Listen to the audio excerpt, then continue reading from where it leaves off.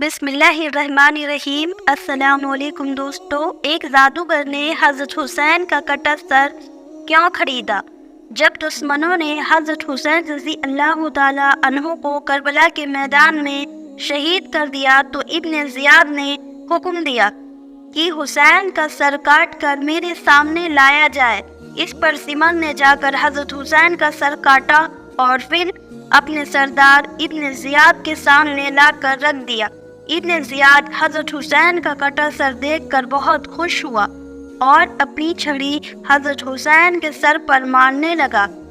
اس نے حکم دیا کہ اب یہ سر یزید کے محل شام بھیجا جائے تاکہ حضرت حسین کے کٹے سر کو دیکھ کر لوگ عبرت حاصل کر سکے کہ جو بھی ہمارے بادشاہ کے خلاف جائے گا اس کا یہی انجام ہوگا۔ کوفہ شہر سے شام شہر بہت دور تھا، اس لیے سپاہی حضرت حسین رضی اللہ تعالی عنہ کے کٹے سر کو لے کر یزید کے پاس شام شہر جا رہے تھے تو انہوں نے حضرت حسین کے سر کو ایک لکڑی کے صندوق میں رکھ لیا اور پھر اسے لے کر چلے گئے۔ راستے میں جہاں کہیں بھی یہ سپاہیوں کا لشکر پڑاؤ ڈالتا اور کھانے پینے کے لیے کچھ دیر ٹھہرتا تو یہ سپاہی حضرت حسین کا سر اس لکڑی کے صندوق سے نکال کر تلوار کے نوک پر لگا کر رکھ دیتے تاکہ اس میں ہوا لگتی رہے اور وہ خراب نہ ہو۔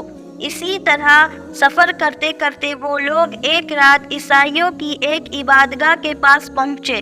اس عبادگاہ میں عیسائیوں کا ایک بہت بڑا جادوگر رہتا تھا۔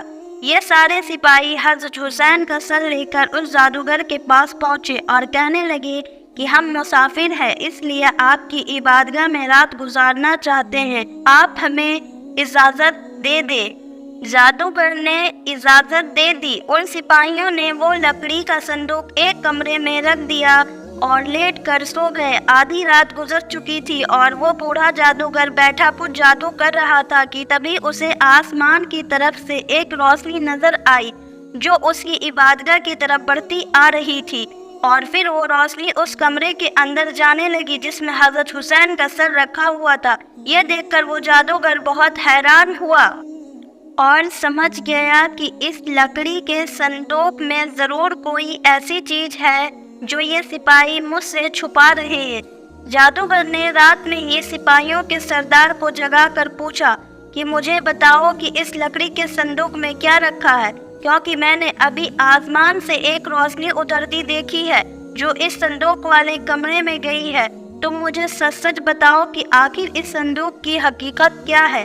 سپاہیوں نے اس بوڑھے جادوگر کو سب کچھ بتا دیا۔ اس صندوق میں محمد صلی اللہ علیہ وسلم کے نواسے حضرت حسین کا سر ہے۔ ہم نے اپنے سردار ابن زیاد کے حکم پر حسین کا سر کاٹا اور اسے اس صندوق میں رکھ کر یزید بادشاہ کے پاس لے جا رہے ہیں۔ یہ سن کر اس جادوگر نے کہا کہ ارے ظالموں، تمہیں شرم نہیں آتی کہ تم اپنے نبی کے گھر والوں کو قتل کر رہے ہو؟ اگر آج ہمارے نبی حضرت عیسیٰ مسیح کے گھر والوں میں سے کوئی بچہ بھی زندہ ہوتا تو ہم اسے اپنے سر آنکھوں پر رکھتے، اور ایک تم ہو کہ اپنے ہی نبی کے گھر والوں کو قتل کرتے جا رہے ہو، تم کیسے مسلمان ہو؟ پھر اس جادوگر نے سپاہیوں کے سردار سے کہا کہ میرے پاس 10,000 سونے کی اشرفیاں رکھی ہے، تم وہ اشرفیاں مجھ سے لے لو اور آج رات کے لیے مجھے حضرت حسین کا سر دے دو۔ سردار نے کہا کہ یہ تو بہت اچھی بات ہے، تم مجھے اشرفیاں دے دو اور آج رات تم حسین کا سر اپنے پاس رکھ لو۔ جادوگر نے 10,000 اشرفیاں نکال کر سردار کو پکڑا دی اور پھر حضرت حسین کا سر لے کر اپنے کمرے میں آ گیا۔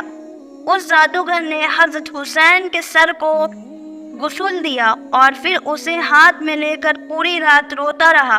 صبح کے وقت اس جادوگر نے حضرت حسین کے سر کو دیکھتے ہوئے کہا کہ اے مبارک انسان حسین، میں گواہی دیتا ہوں کہ آپ کے نانا محمد صلی اللہ علیہ وسلم اللہ کے رسول ہے، اور میں اللہ کو اپنا خدا مانتا ہوں اور آج سے مسلمان ہوتا ہوں۔ قیامت میں آپ اس بات کی گواہی دے دینا، اے حسین میں صرف اپنی ذات کا مالک ہوں، اتنے بہت سے سپاہیوں کا میں اکیلے مقابلہ نہیں کر سکتا۔ اور پھر صبح اس جادوگر نے حضرت حسین کا سر سپاہیوں کو واپس کر دیا اور سپاہی وہ سر لے کر یزید کے محل شام کی طرف چلے گئے۔